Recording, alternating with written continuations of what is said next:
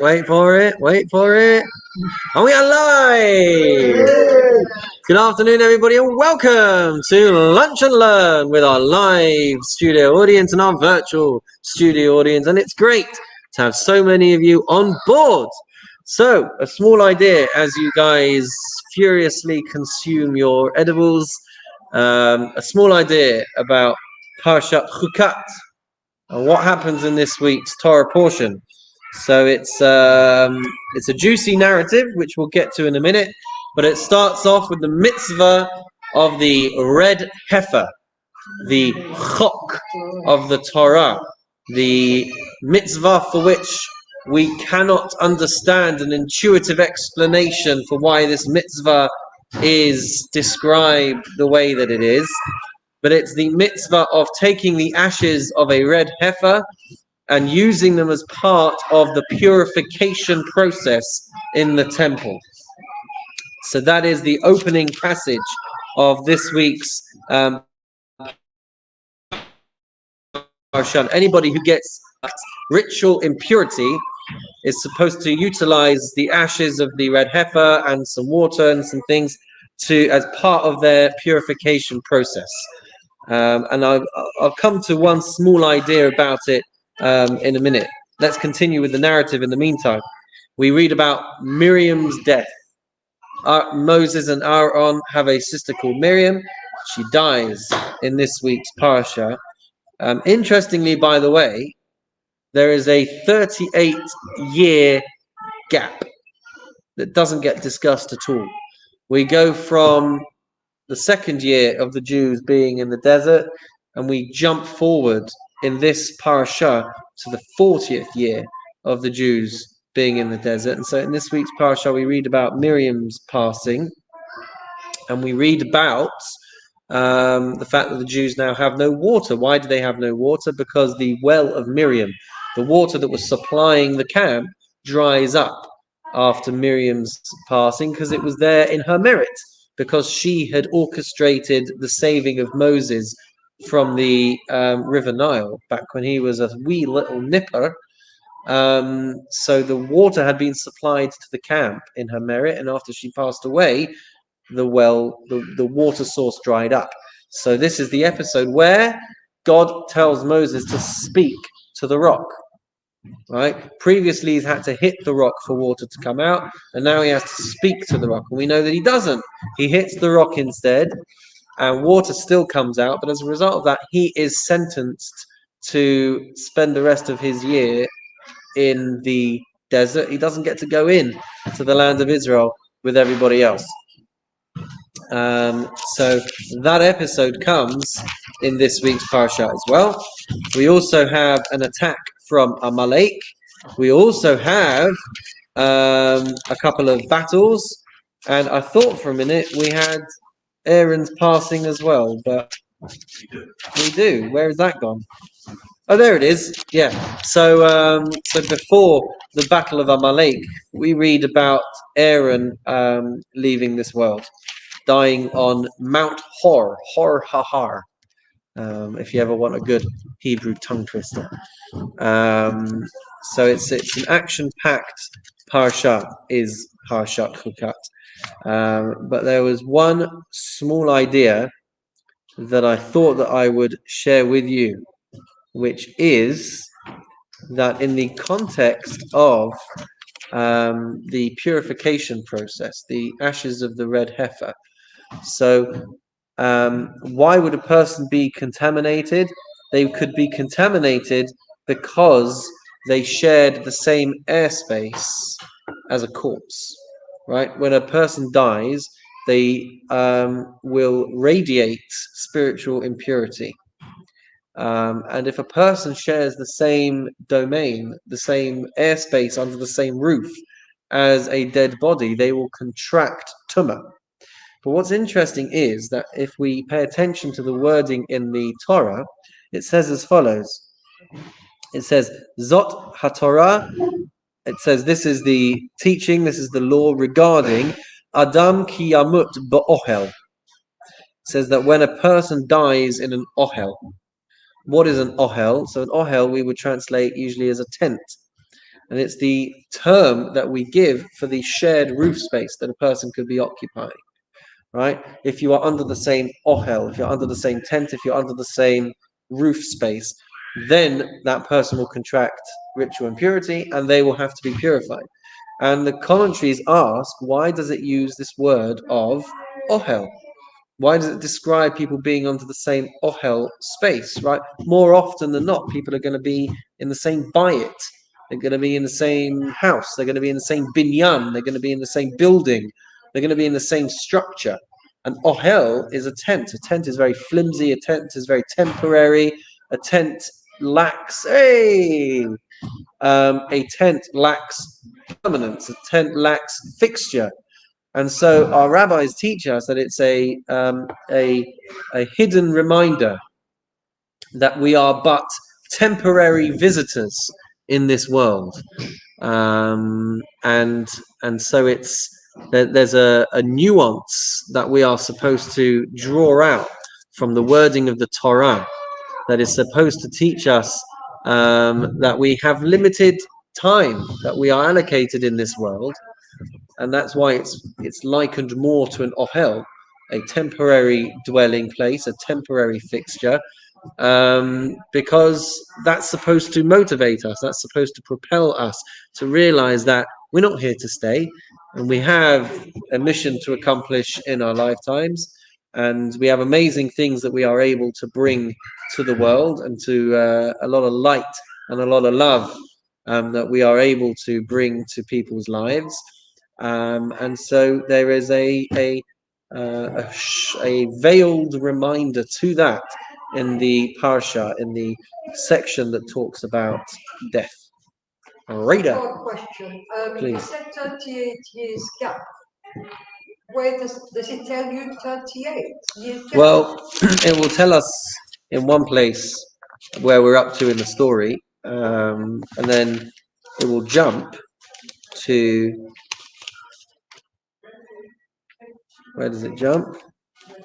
The death of Miriam, right? Does it tell us that in the first month? 1 second. It's in chapter 20 that the jump occurs. How do we know that the jump has occurred?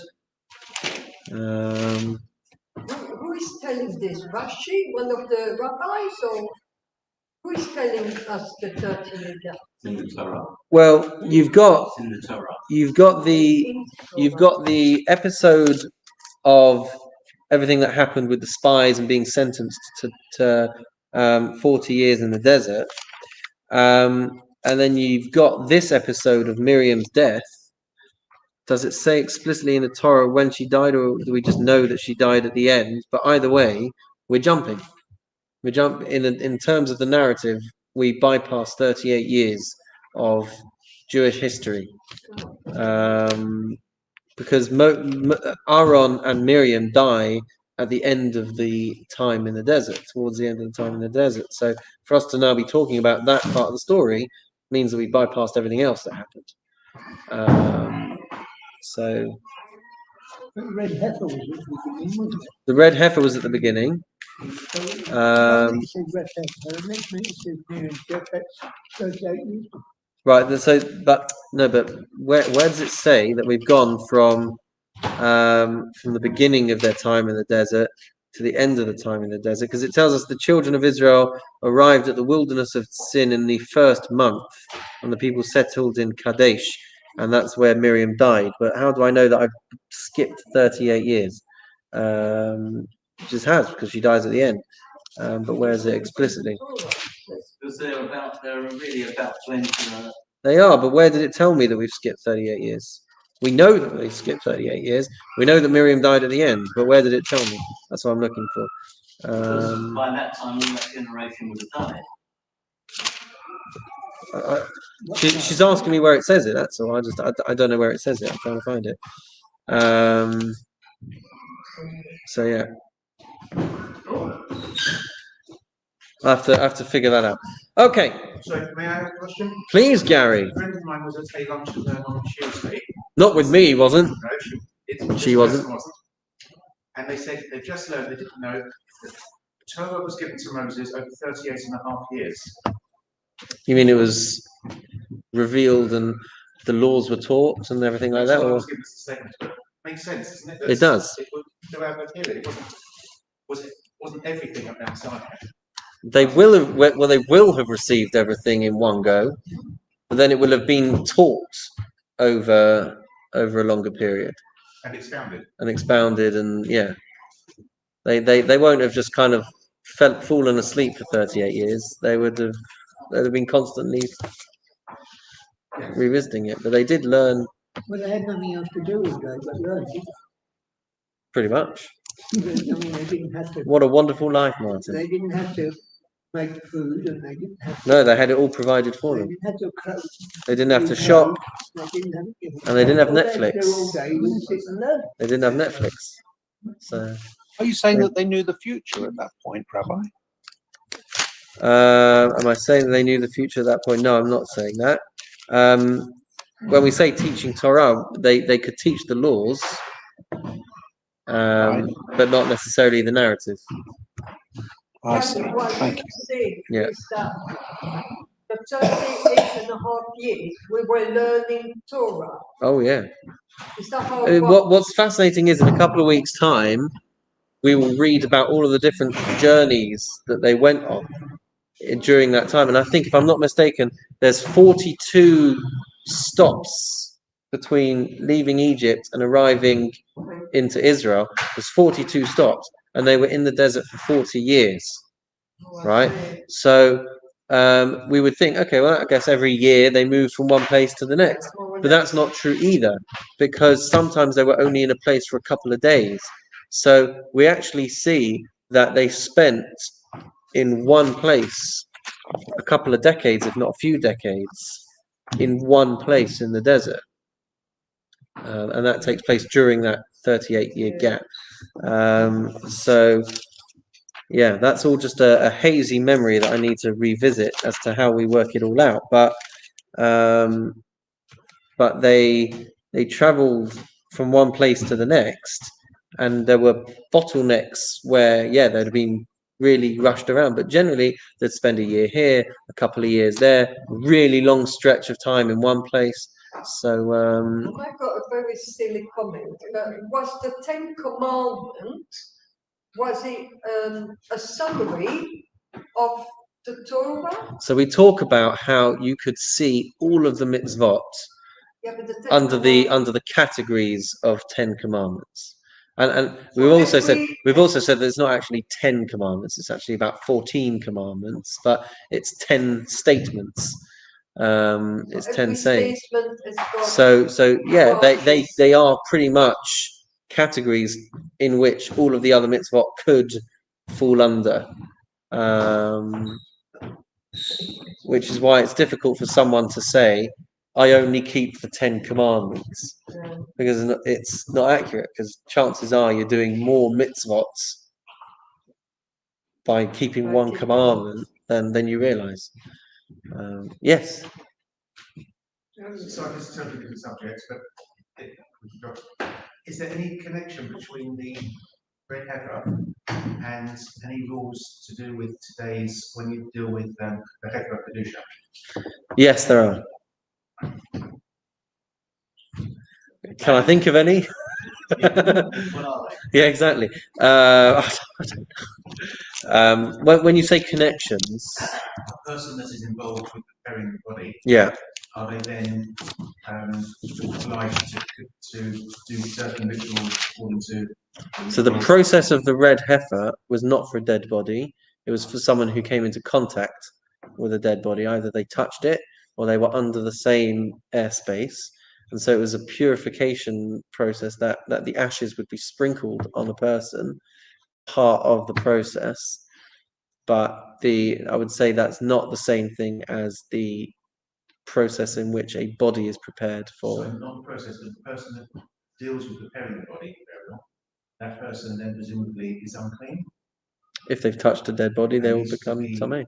purified in a similar way or a different way. We don't have that process anymore. That process is for temple times. All we have now is we wash our hands. We have the ritual washing, which anyone that goes to a funeral and has been by a graveside, the same thing. They've been in proximity to the ritual impurity that surrounds a dead body, and so that's why we wash our hands as part of that process. So when we're in the prayer hall during the oil, Yeah, we're under the same ohel.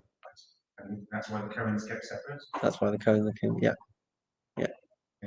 And that's why they'll also be under a roof space, but that roof space is not connected to the main hall roof space. That's why you have that gap between the room for Kohanim and the room for the coffin.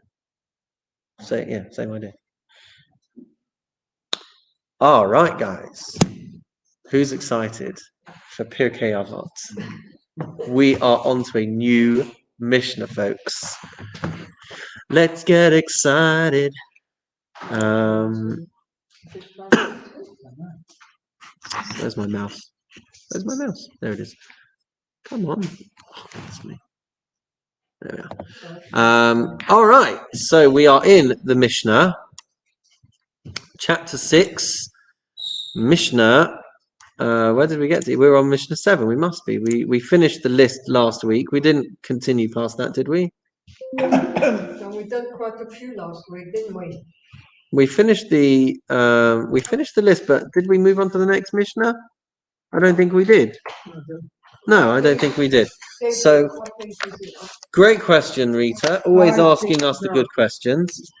5, 6, 9. 5, 6, 9. We're into the home stretch now. 5, 6, 9. 5, 6, 9. We're in the home stretch towards the end of Pirkei Avot. So what we're going to have is a statement, and then there's going to be a number of supporting verses. So don't get too scared. All right, the statement is going to be a statement about the greatness of Torah, and then the verses are going to be different places in our biblical canon, specifically from the book of Proverbs, that testify to the truth of that statement in the Mishnah. So it's essentially a one-liner followed by supporting verses. That's what we're going to be taking a look at. You ready? Yeah. Are you ready, Peter? Let's go. Let's go. You're taking us through the English, just like the old days. All right, is it from number 7, is it? Number 7, middle of 5, 6, 9. Right.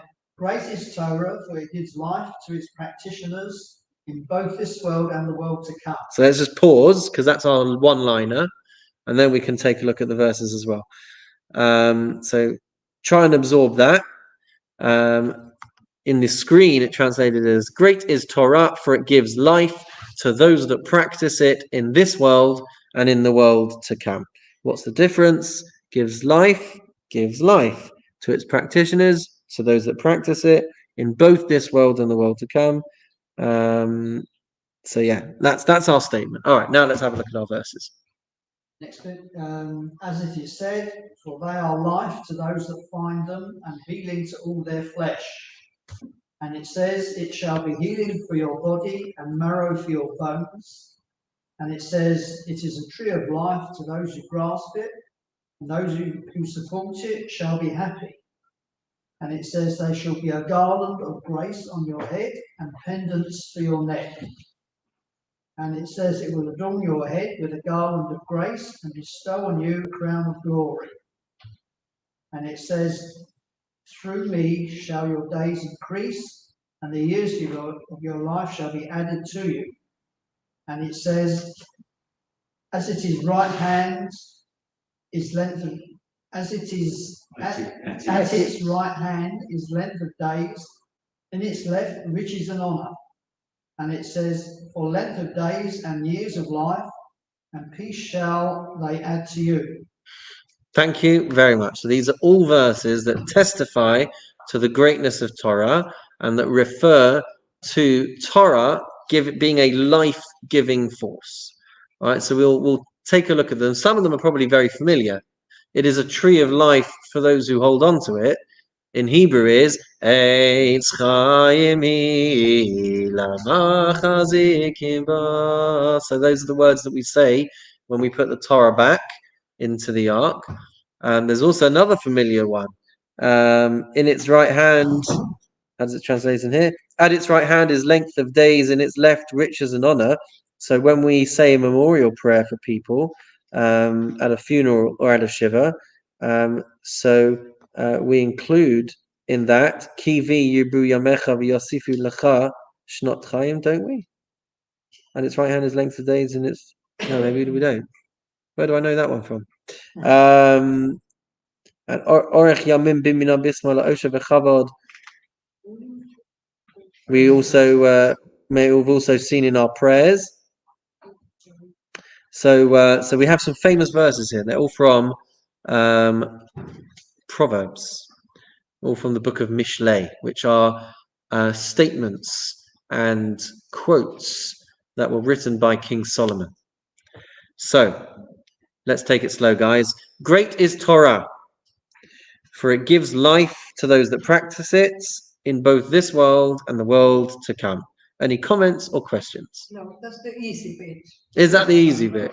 So, All right, let's go. I didn't really understand it all. That's fine. David. What does it mean, please, by it gives life to those in the world to come? It gives life to those in the world to come. Well, let's open it up to the floor. You covered that when you said when you do good things here, you'll be going to Yanavaden, isn't it? You'll be doing the right thing here, so you'll be going up somewhere there, which is the right thing there. I mean, the right place. So, but through the things that we accomplish on account of the Torah that we adhere to down here, that gives us life Like, in the world to come. Okay. David, do you like that or dislike that? Okay, but I don't know. it's a definite statement, but do we know that? That's, we don't have a great understanding of the world to come. No, we don't. We don't have any understanding of the world to come. I'm not sure that's true. And so, well, no one's been there and come back, so no one knows for sure. Is that true? I agree with that. I only know one person is supposed to come back, and he's not Jewish. Probably was. Well, exactly. We. You're right that we don't have a solid, accurate, diagrammatic flowchart of everything that happens. To say that no one has ever come back might contradict stories and things that we have in our Gemara. But in the world to come, the body died. The body is dead. The body and the soul are separated. The body is no longer a constituent. So we're talking about the soul in the life to come only now. Mm-hmm. And it's saying it says it gives life in the world to come. So is it saying it gives life to the soul in the world to come? What is it giving life to in the world to come? What would be the problem of saying that it's giving life to the soul in the world to come? well, the problem is it's giving you an incentive without explaining what's going to happen. So I think you have to, imagine what's going to happen, I think, which is a bit of a difficult one to grasp. Mm-hmm. But is that what you were driving at, David? I agree, yeah, that makes sense. It's like saying we shouldn't do the right things in this world for their own sake. We should do it for the reward, because of the reward we're likely to get in the world to come. But we should, in a way, be doing Torah mitzvahs for their own sake in this world. And whatever happens in the world to come, well, we'll find out in due course. But it is coming. It is coming. It is coming. Yeah. We feel confident enough as Jews to say that it is coming. I agree. And you're right. We have had things that don't do it for the sake of the reward. Do it not for the sake of the reward. We've had it in Pirkei Avot, but we also have supplementary statements by our rabbis that say that a person who a person who starts off doing it for the wrong reasons will hopefully come to do it for the right reasons. But we don't discourage people from doing things if they have the wrong motivation. It's better to still do things even if we have the wrong motivation, because from starting with the wrong motivation we'll eventually come to do it for the right motivation. That's how we educate children. We tell them to tidy up their rooms, and if they do, they'll get a chocolate. And as they get older, they realise that it's in their best interest to tidy up their rooms. We're not So, talking about children, essentially, well, that's an analogy. well, We're the talking psychology about is the divine same. providence. We're talking about divine providence in this sentence, and we're saying, does divine providence act for us in this world, or does it act for us in the next world? Hmm. That's the sort of question that seems open to me. That's all. Okay, and this mission is telling us that it is going to apply to both. It's going to have a knock-on effect. The things that we do. It's interesting as well. Pointed out that the Mishnah says, where is it? Gedolah Torah, how great is Torah? Shehi notenet chaim leoseha, that it brings life to those who do it, to those who practice it. There are commentaries that talk about how it also refers to people who support the study of Torah as well. So it's not just people, learning in yeshivas that get this, but anybody who is doing or facilitating the application of Torah values and Torah rules and bringing those and doing those things in the world. Those are the people who are going to be benefiting as a result. Now, it's interesting because we're all at the moment focusing on the fact that it tells us it's going to give us life in the next world. It's almost, on a foundational basis, it's almost intuitive. I would expect nothing less, right?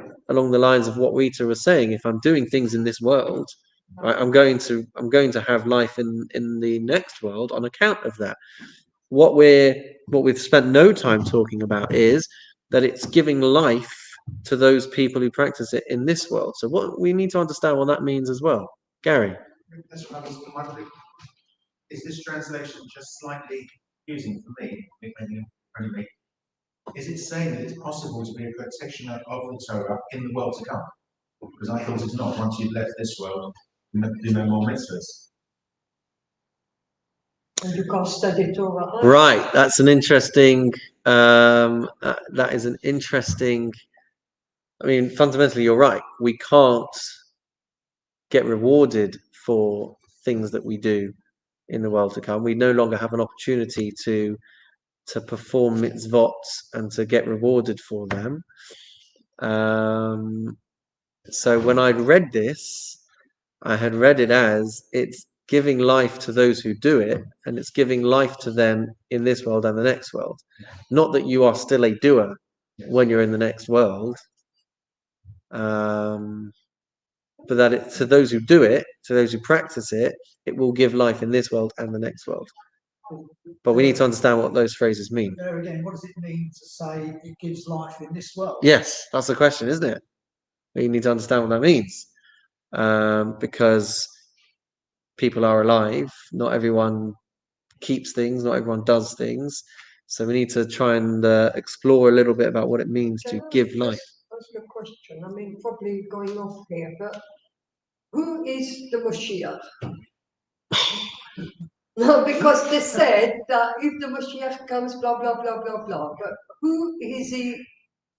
It's a difficult question. It's a very difficult question. I can tell you one thing with absolute certainty. It's not me. That much I can No, tell because you. we talk about the road to come. We're still waiting for him, aren't we? Right. For the road to come. So we're still waiting for somebody to change the world. The world to come for us when Mashiach comes in this world or But not. who is the Moshiach? Who is he? That's a different question. There is a whole litany of stuff that tells us all about Mashiach. Where we comes from, what is needed in this world, the temple needs to be rebuilt, all sorts of things and conditions are given for the Mashiach to come in this world. but we will reach the next world, whether or not the Mashiach comes to this world or he doesn't. Although it is interesting, without wanting to get into it now, the question of people who have passed from this world, are they in Olam Haba or are they in Olam HaNeshamot? Not so straightforward, actually, in Jewish thought. Are they in the world to come? People who have already left this world, are they in Olam Haba, World to come, the world to come, or or in Olam HaNeshamot, the world of souls? And when Mashiach comes and that's all taken place, then everyone will go into Olam Haba. Not so straightforward. some things where I know to say I don't know the answers to that. But Rabbi, is the Mashiach just a certain sect of Jewish Mashiach people? would seem to be an individual. Mashiach would seem to be an individual. And as David was saying, it's an individual who is going to do some certain things and fulfill certain conditions, which will bring about a messianic era of global awareness of God, of God's existence, a global awareness of. Is Mashiach God? Mashiach is not God, Mashiach is a person. and God is not It's Mashiach. a person. Mashiach is a person, Person from the house of David. and also from the house of Maybe the house. There's so much. There's so much. I don't know. But there will be an era that will be ushered in. I feel like we're the only people in the world that talk about ushering in. And it's always in that kind of context. But it will usher in a period of global awareness. Yeah, but it's only the Lubavitch who talks about the Mashiach. It's not only the Lubavitch. We say it in our prayers every single day in the Amida. We pray for Mashiach. And it's a principle of our faith in to believe that Mashiach is coming. They brought it to global attention a lot.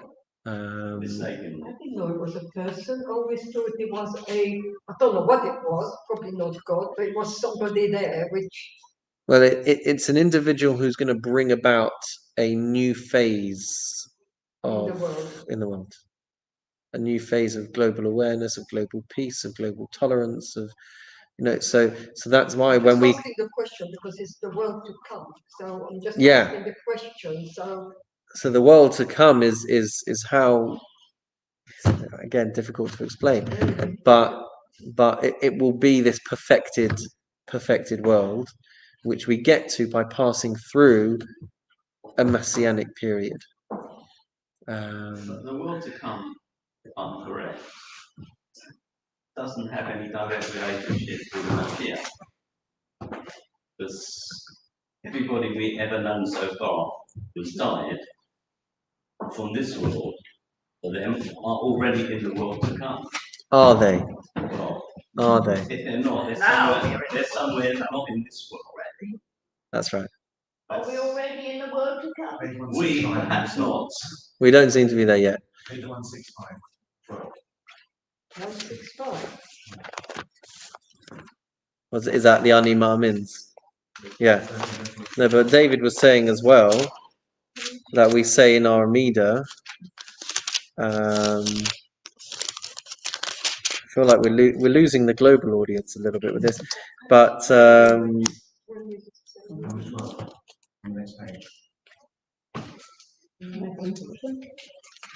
What page? so Gary is pointing to what page? Page 167. I believe my 165, perfect day. Is that what it is? I believe. Yeah, these are Maimonides' principles of Judaism. Sorry. And one of them is the belief in the Son. Oh. So it's 13 things that we are supposed to have as part of our foundational belief system. Maybe we can take a look at these after we finish Pirkei Avot. So maybe we can take a look at these after we finish Pirkei Avot. That might be an interesting thing. And we say this every day. We say this every day in our prayers, yeah. We have the opportunity to say it every day in our prayers. If you stick around afterwards to say it, then we have these as part of the well, it's not. That's the point. It's not part of the service, is it? It's the things that we can say after. well, we pray for salvation, we pray for the rebuilding of Jerusalem, we pray for the kingdom of David, and these are all this salvation is all in reference to It's Mashiach. in the Agada as well, isn't it? In the Agada, Pesach Agada, when we get the wine and we open the door. Right, Is that also That's the right. that's Elijah. Elijah? Well, he's not the Mashiach. No, he's not. He's going to come and tell us when she's coming. Oh, here we go. We're I know. we're going down a rabbit hole of an area that I have nothing concrete to say necessarily. It is fascinating though that one thing that I do recall is that the world to come is the world in its perfected state. It's basically this world in a perfected state. But there's the in-between stage. There's the world of souls, which for all intents and purposes is heaven, call it heaven. And there's this world that we're in now. There's Olam Hazeh. There's the messianic era that will be ushered in, and there will be a time when everybody is reincarnated, revivified, whatever we want to call it, and that will be Olam Haba. Capiche? Capiche. That's a Maimonides say at some No, yeah, what? That's a Maimonides say at some stage that when the Mashiach comes, in essence, this world will just carry on. We might not notice a lot of difference. When the Mashiach comes, we still carry on the same. But yeah, This is what David's saying. this is what Maimonides says. Where does Maimonides say that we carry on just the same? I think in his Mishnah Torah, That we carry on just the same, the world with all the violence and with all the. there'd be significantly different, but we would carry on with our lives just the same. But I think we continue with our lives in a new era of global peace and global divine awareness, and it's where the atheists have to say sorry and just carry on after the Mashiach. what's that? The world will just carry on. That's it brings in Not the end of the world. it brings in a physical existence of progression in the right direction. Maybe the entire world will recognize at that time that the ways of Judaism and the Jews are the correct way of living. They will recognize that. They will recognize the one creator. Yeah. They will recognize what is expected. We will each individually recognize what is expected of each and every single one of us. And that will mean different things for people of different faiths and backgrounds. But we say, Ki hamalchut shelchahi le'ol mayad. No, is that what I'm looking for?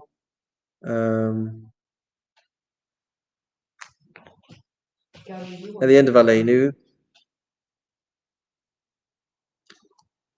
I mean, it's worth taking a look at the Aleinu prayer. I'm looking at the one on page 454 and 455. It's just the one that I've opened up. But we say in the second paragraph of Aleinu, therefore we place our hope in you, Lord our God, that we may soon see the glory of your power, when you will remove abominations from the earth, idols will be utterly destroyed, when the world will be perfected, letaken olam, tikkun olam, the world will be perfected under the sovereign of the Almighty. Right, so this is talking about where we want to get to. This is essentially the Messianic era. When the world will be perfected under the sovereignty of the Almighty, when all humanity will call on your name, and the earth's wicked will all turn to you. All the world's inhabitants will realize and know that to you every knee must bow and every tongue swear loyalty. Before you, Lord our God, they will kneel and bow down and give honor to your glorious name. They will all accept the yoke of your kingdom, and you will reign over them soon and forever. For the kingdom is yours, and to all eternity you will reign in glory, as it is written in your Torah. The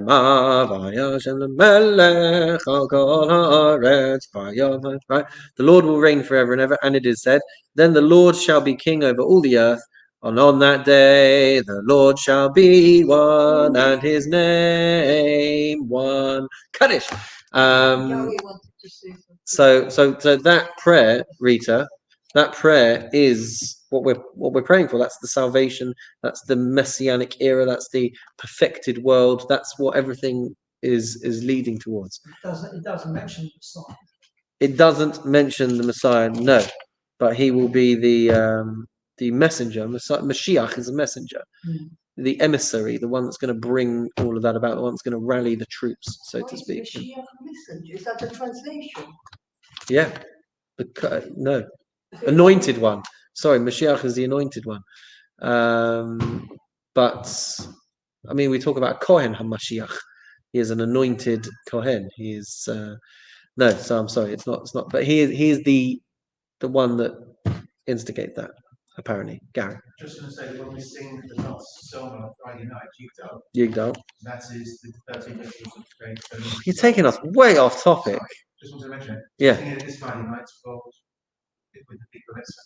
Oh, so Gary's doing a plug to come to the Friday night service to hear the 13 principles of faith in action as part of the Yigdal prayer. Just a minute, what did you just say? I was just saying that Just told him. Friday night, the Shlomo's the mitzvah, Yeah, I know. and everybody can come, should come, because it's going to be wonderful. And we'll be singing Yigdal again. No, he won't do. He won't be doing it. Of course, we're really going quite off topic, guys. Let's get back on track. Oh, yes.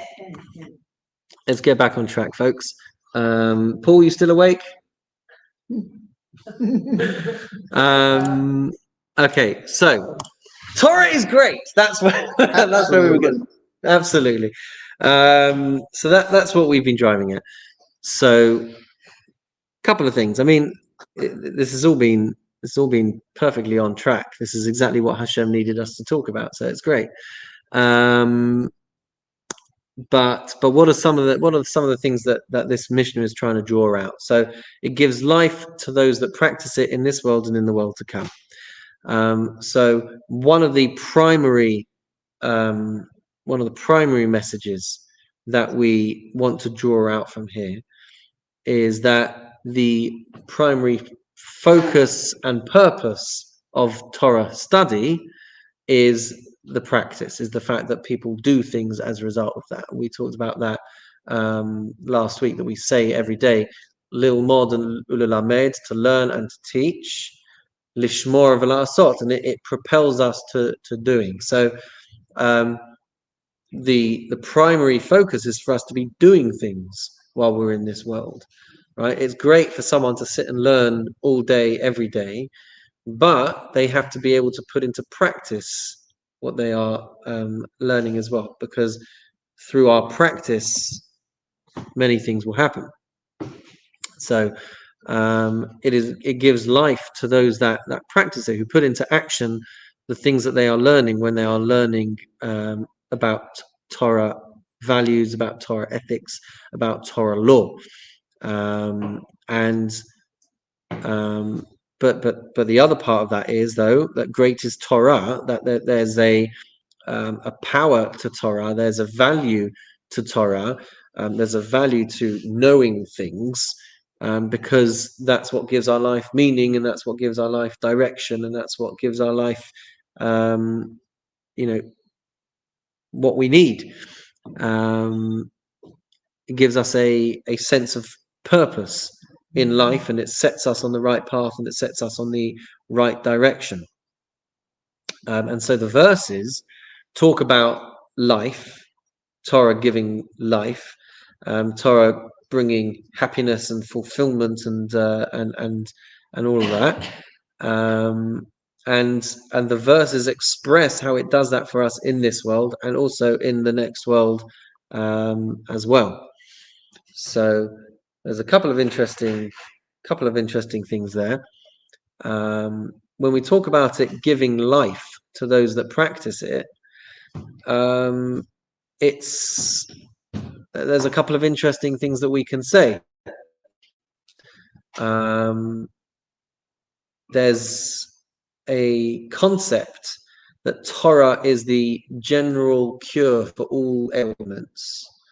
General what? General cure, the elixir of the elixir for all ailments. And what I think it drives at is that having the totality of what Torah wisdom has to offer can help our bodies, can help our whole natural systems run effectively and efficiently. David was talking about Maimonides before.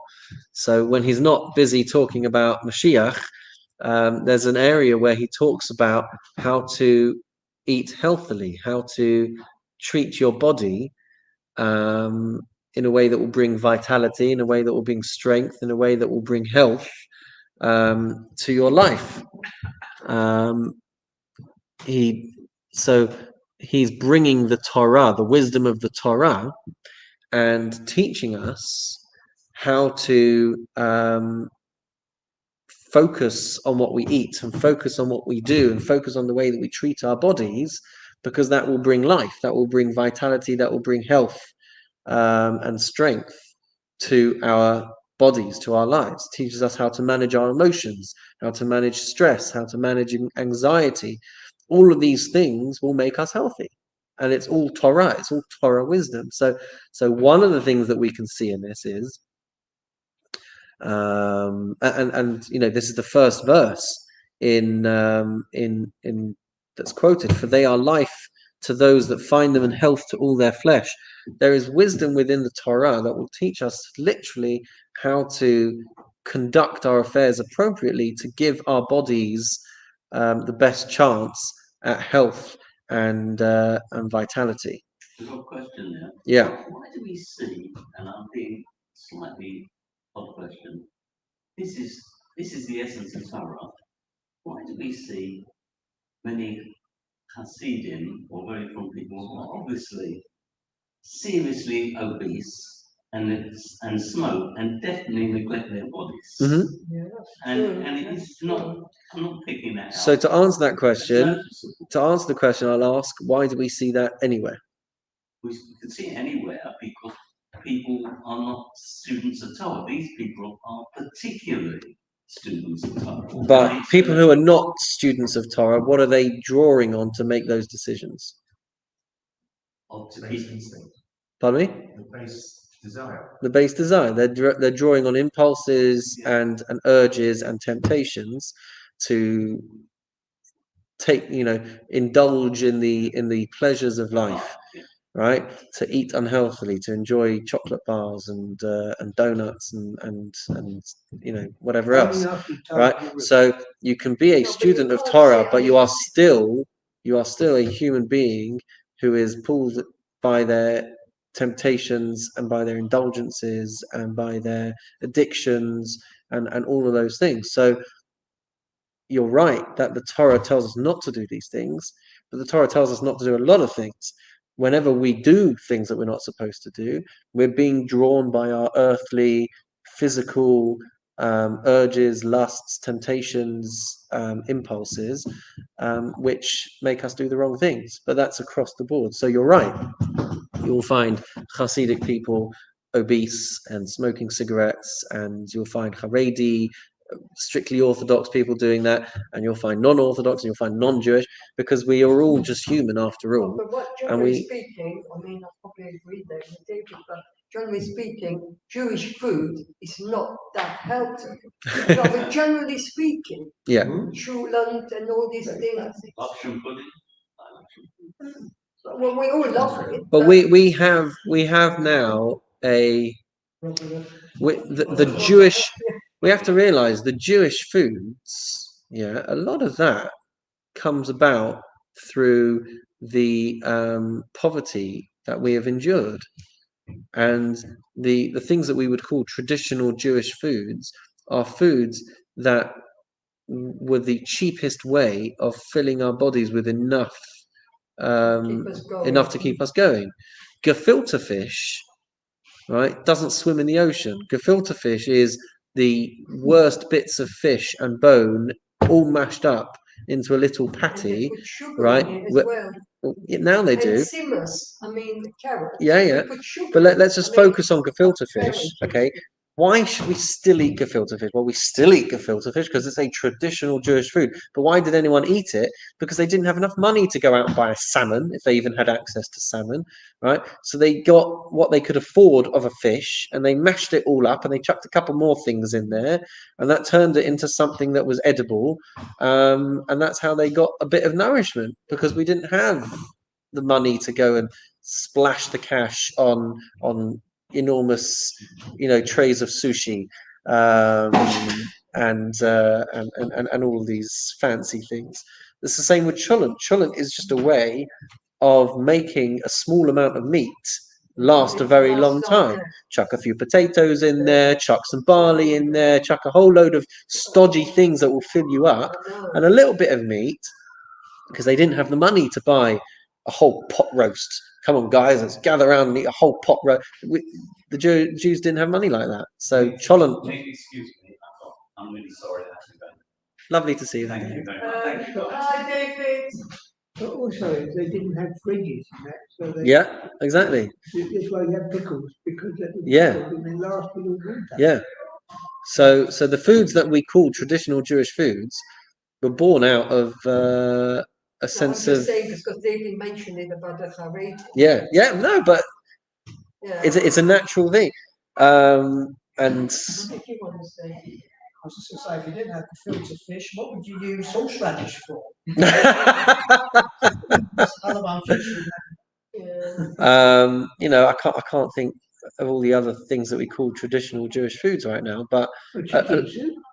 but that's another example. Chicken soup is just how do you stretch out a chicken, Yeah. right? Really So amazing. you'll kill it, and you'll get some of that chicken will go towards pieces of meat for the family, but then you can make a broth out of that chicken and make it last that little bit longer. So it's all just, my understanding is it's all just frugal applications of making your food go as far as it possibly can, because we were European peasants, weren't we, Dad? Okay, so what else can we say? Let's pause it there. We've explored a lot, and it's been heavy. We've taken an overview of Jewish history and Jewish futures through everything that we've talked about today.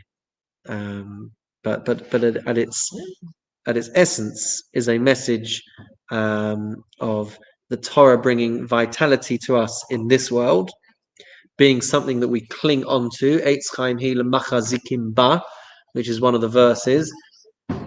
It's something that we hold on to, it's something that we treasure, it's something that we hold dear, and you cling on to something that will be rooted to the ground if you're in a storm.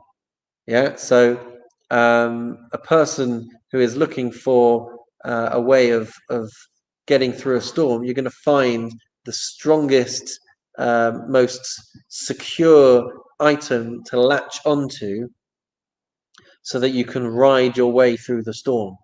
So that's the analogy that we're bringing here, that Torah is a deep-rooted tree that will never be blown away and carried away through the tumultuous tides of temptation and the tumultuous tides of history and violence and all that kind of thing. We hold on to the Torah because it is unshakable, it is immutable, unmovable, whatever, and it will be something that sustains us and something that will enable us to weather any storm and get through anything that gets thrown our way. More to say, but let's leave it there for this week. And I'll say to all those watching, to the millions watching on YouTube and Facebook, have a wonderful and meaningful day.